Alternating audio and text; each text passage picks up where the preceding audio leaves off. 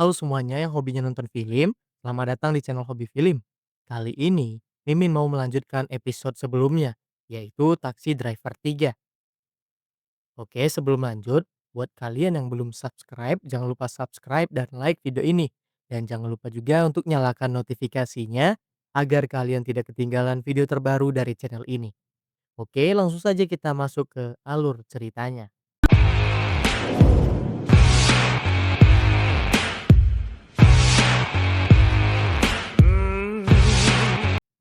Cerita dimulai ketika bos Yakuza atau Matsuda Kaita datang ke tempat korban perempuan yang dibunuh pembelinya.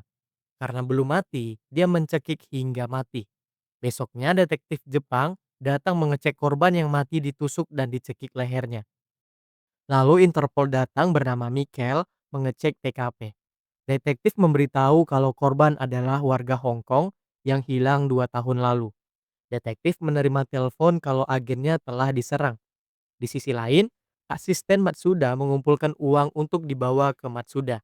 Setelah terkumpul, dia membawa uangnya ke tempat Matsuda Kaita berada, yang ternyata di dalamnya pusat situs judi online.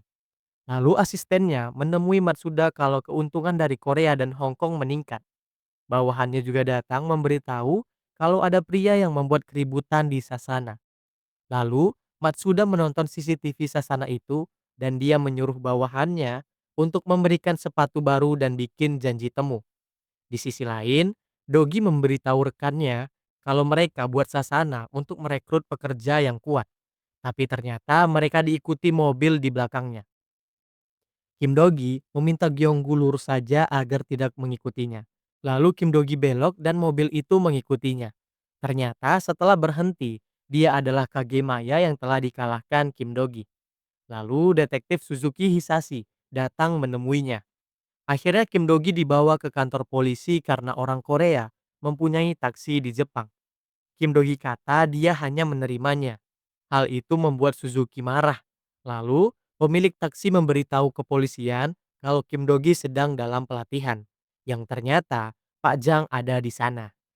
Suzuki memberi berkas Dogi ke Mikel kalau itu benar. Mikel memikirkan kalau Dogi bisa membantu mereka karena telah menggagalkan rencananya. Saat Kim Dogi mau pergi, Mikel memanggilnya dan mengajak untuk minum kopi. Lalu Mikel memperkenalkan diri dan meminta maaf. Kim Dogi tanya apa yang mau kalian bicarakan. Mikel bertanya apakah Dogi pernah melihat game itu karena banyak orang hilang dari Taiwan dan Hong Kong setelah pergi ke Jepang. Goun kata game itu sama dengan Yun Iso mainkan. Mikel memberi berkas Matsuda yang jadi pemilik perusahaan itu. Lalu lawan yang Dogi kalahkan di Sasana adalah detektif mereka yang telah menyamar. Kim Dogi tanya, kenapa kau memberitahu semuanya? Mikel memberitahu kalau Matsuda suka orang yang kuat dan mahir bela diri. Jadi, Kim Dogi bisa membantu mereka. Tapi, Kim Dogi menolaknya. Mikel merasa janggal karena supir taksi bisa mengalahkan detektif di Sasana Matsuda. Mikel ingin Kim Dogi jadi partnernya.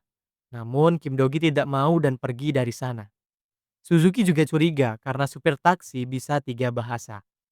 Kim Dogi lalu berunding dengan rekan-rekannya. Goun pikir Matsuda adalah orang yang lebih berbahaya. Pertama, yang penting mereka bertemu Matsuda terlebih dahulu. Kemudian ada seorang pensiun Yakuza yang datang ke tempat 2 mekanik. Dia memperkenalkan diri bernama Hoshino Masahisa, pemilik tanah yang 2 mekanik tempati. Kim Dogi memberitahu kalau dia meminta komisi kalau bawa pelanggan. Pak Ji-on menyetujui dan Hoshino pun pergi dari sana. Kim Dogi lalu ditelepon kalau sepatunya sudah ada dan diminta bertemu Matsuda. Singkatnya, Kim Dogi masuk ke tempat pertemuannya dengan Matsuda.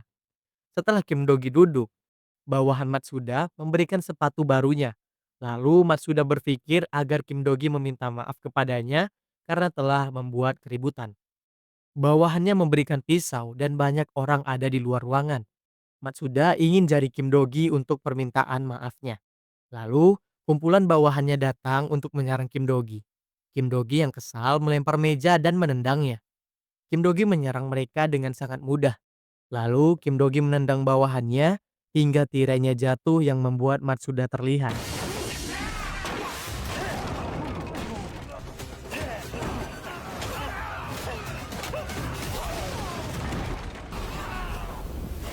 Kim Dogi lalu membawa bawahannya dan menawarkan jari orang lain.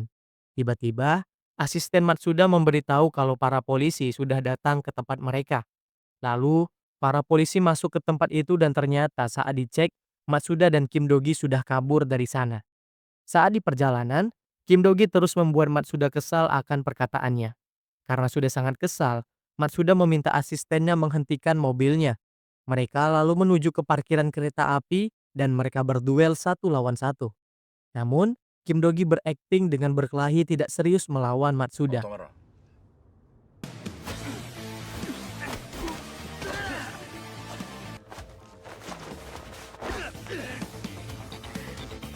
Mereka berduel dengan menendang satu sama lain yang membuat mereka jatuh bersama. Tiba-tiba hujan turun yang membuat mereka berhenti berkelahi dan tertawa bersama. Setelah itu, mereka minum bersama di stasiun kereta. Matsuda ingin Kim Dogi jadi anak buahnya. Namun Kim Dogi tidak mau menerimanya lalu pergi meninggalkan Matsuda. Besoknya, Kim Dogi bertemu rekan-rekannya. Goun kata dia sudah meretas semua perusahaan Matsuda, tapi data pentingnya dikelola secara analog. Tidak ada petunjuk apapun tentang Yun Iso. Kim Dogi lalu mengingat tentang kalung yang dipakai Matsuda dan berpikir kemungkinan besar data intinya tidak dibagi dengan orang terdekatnya. Untungnya lawan mereka hanya satu, yaitu Matsuda. Tiba-tiba Hoshino datang lagi dan meminta tagihan komisinya. Karena Pak Ji-on memberikan uang tidak sesuai keinginannya, Hoshino memarahinya lagi. Karena Gyeonggu bosan mendengar ocehan Hoshino, dia memberikan uang lagi. Hoshino pun pergi dari sana. Kata Pak Jang, dia tidak mempunyai apapun termasuk uang sepeser pun. Namun, saat Hoshino berjalan, para bawahan di Sasana mendatanginya. Mereka membuli Hoshino karena sudah tua berkeliaran terus. Akhirnya, Hoshino kabur dan dikejar oleh mereka. Kim Dogi lalu bertemu dengan Mikel untuk membahas Matsuda. Mikel ingin cepat membuat rencana dan menyusup ke sana. Lalu Kim Dogi memiliki sebuah rencana dan melihat ke arah Suzuki. Di sisi lain, Matsuda sedang meeting dengan koleganya. Lalu Matsuda kata, salah satu koleganya telah menggelapkan dana miliknya. Hal itu membuat si pengkhianat dibawa oleh para penjaga. Lalu saat Matsuda melihat di jendela, Kim Dogi dan Suzuki mulai berakting. Kim Dogi membenturkan kepala Suzuki ke mobilnya. Hal itu membuat Matsuda tersenyum melihat tingkahnya.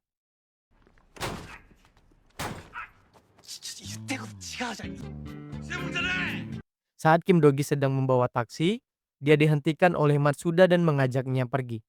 Lalu, Suzuki menemui Mikel dan menggerutu tentang rencana si Kim Dogi karena telah mempermainkannya. Di sisi lain, Kim Dogi dan Matsuda sedang makan bersama. Setelah selesai makan, Kim Dogi menjelaskan masa lalunya tentang saudara dan bosnya telah mengkhianatinya.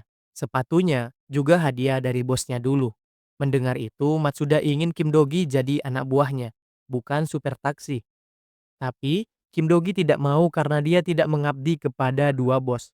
Tapi bisa jadi pekerjaan sampingan saja. Lalu Matsuda menawarkan perempuan muda kepadanya karena dia punya banyak gadis ilegal yang bisa diperbudak. Namun Kim Dogi menolak pemberian dari Matsuda itu dan mereka pun pergi dari sana. Sorenya, mau ada pelelangan wanita ilegal di pinggir pantai. Kim Dogi bekerja jadi paruh waktu di sana dan menemui asisten Matsuda. Asistennya memberitahu Kim Dogi untuk berjaga di pinggir acara. Malamnya, saat mulai pelelangan, Kim Dogi dan dua mekanik melihat acara itu dengan sangat marah. Lalu mereka sudah bersiap untuk melancarkan misi menyelamatkan para wanita itu. Kim Dogi mulai menyerang mereka dan dua mekanik melemparkan bom asap.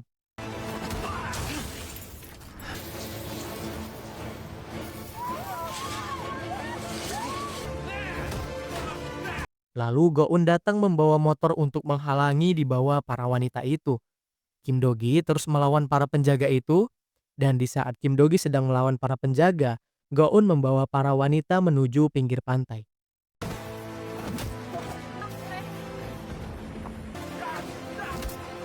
Saat asisten Matsuda ngising, dia ditelepon bawahannya. Para wanita naik ke kapal yang dibawa oleh Pak Jang. Asisten yang sudah sampai marah karena kejadian itu. Di sisi lain, di tempat Yun Iso, Matsuda yang mau membawa Yun Iso ditelepon asistennya dan meminta membunuh semua bawahannya. Yun Iso menghela nafas tidak jadi dibawa Matsuda. Besoknya, Kim Dogi dimarahi oleh Mikel karena bergerak sendiri. Kim Dogi kata, jika kita tidak bergerak, mereka akan menghentikan aksinya dan menghilang, serta membawa para korban entah kemana. Karena Kim Dogi kesal, dia meninggalkan mereka. Tapi Suzuki masih mencurigai Kim Dogi yang bisa bekerja di dua kubu. Kim Dogi lalu berunding agar dia bisa masuk ke markas Matsuda. Lalu, si Hoshino datang lagi ke tempat mereka membawa seorang teman. Hal itu membuat Kim Dogi memikirkan sebuah rencana lagi. Lalu para bawahannya Matsuda dan juga Kim Dogi dikumpulkan di suatu tempat. Matsuda sangat kesal membunuh para bawahannya yang mengira mengkhianatinya. Lalu saat giliran Kim Dogi, dia kata Matsuda pengecut karena membunuh semua bawahannya karena satu pengkhianat. Kim Dogi mengejeknya yang takut akan dikhianati anak buahnya. Lalu Matsuda menerima telepon dari seseorang yang mengatakan kalau dia pemilik asli tanah tempat Matsuda berdiri sekarang. Kakek itu memberitahu kalau dia Hoshino Yakuza terdahulu. Mendengar itu, Matsuda sangat marah kepadanya, lalu bergerak menuju ke tempat kakek itu. Tapi Kim Dogi ingin ikut ke sana juga. Matsuda pun mendatanginya dan memotong ikatannya. Di sana ternyata tempat para pensiunan Yakuza tinggal. Hoshino sedang santai menggambar kucing yang ia beri makan. Lalu, Matsuda dan Kim Dogi sampai di tempat Hoshino. Mereka semua berjalan naik ke atas menemui si kakek itu.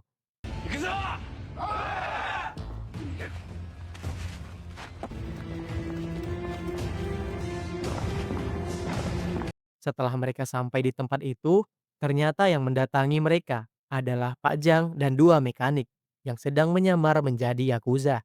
Matsuda meledek Pak Jang karena tempat sudah sangat tua dan tidak layak jadi kantor. Karena era kalian sudah hancur. Ternyata Hoshino mendengar semua perkataan Matsuda. Lalu Matsuda mengejek dengan memberikan receh ke Pak Jang. Saat mereka mau berkelahi, Pak Jang berakting dengan memuntahkan darah dengan sangat banyak. Kim Dogi berpikir dengan darah sebanyak itu dia akan mati. Lalu, saat Matsuda mau pergi, Kim Dogi menusuk Pak Jang karena menyerang dari belakang.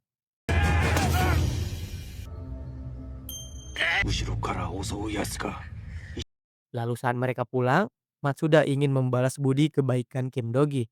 Ternyata darah yang banyak itu perbuatan si Gyeonggu. Kim Dogi lalu dibawa ke markas tempat Matsuda menjalankan situs judinya. Kim Dogi juga melihat para budak wanita sedang memijat para lelaki. Dia juga terkejut melihat budak yang sedang sakit. Lalu saat Kim Dogi duduk bersama di ruangan Matsuda, Matsuda tanya bagaimana bosnya. Kim Dogi kata bosnya sangat mempercayainya. Matsuda curhat kalau dia tidak pernah percaya kepada seseorang.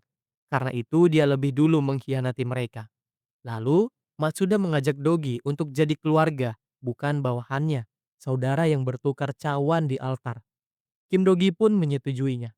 Kim Dogi lalu memberi hormat kepada Matsuda. Besoknya, Mikel marah kepada Kim Dogi yang sudah mau jadi saudara Matsuda.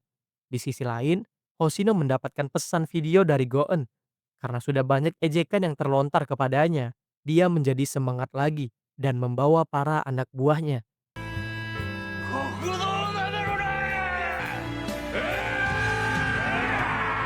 Lalu acara pelantikan saudara secawan antara Kim Dogi dan Matsuda akan dimulai. Setelah meminumnya, mereka saling bersalaman menandakan sudah jadi saudara. Namun tiba-tiba, para bawahannya Hoshino datang menyerbu tempat itu. Hoshino menantang Matsuda untuk duel antar geng orang tua dan muda untuk jadi Yakuza sebenarnya. Mereka pun saling berkelahi yang didominasi oleh kelompok Hoshino. Namun Kim Dogi membawa Matsuda kabur dari sana dan para polisi dan detektif datang ke situ menghentikan perkelahian.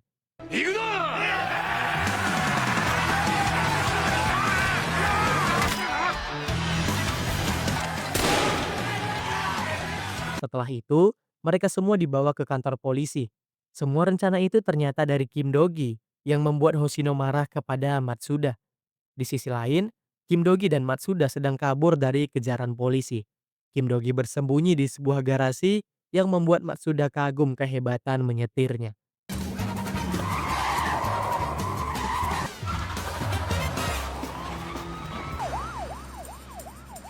こんな運転見ても俺タクシーの運転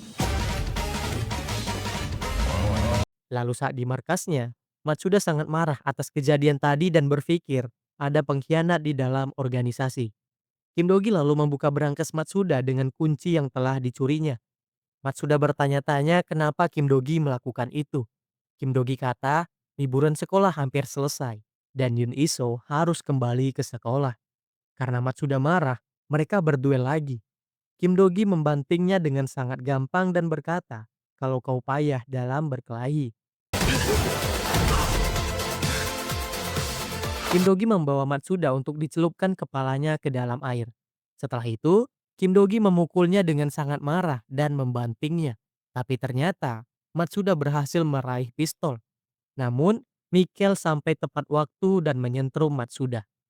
俺が先だって言ったよな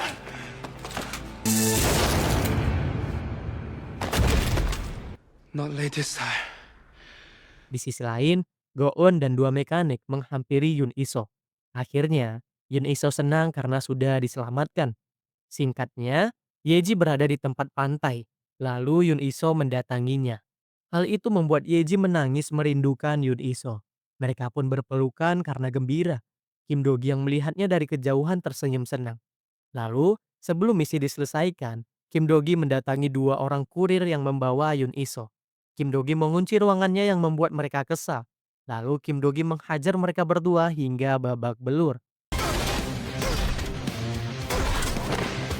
Setelah itu, Go-eun bertanya biaya mereka karena biayanya mahal pergi ke Jepang. Pajang menenangkan mereka karena uangnya sudah diterima. Ternyata, uang itu diambil dari uang milik Matsuda. Dan setelah itu Kim Dogi memberitahu kalau misi ini sudah selesai. 5283에 종료합니다. Dan episode kedua pun telah selesai. Jangan lupa like dan subscribe agar tahu kelanjutan episode selanjutnya. See you!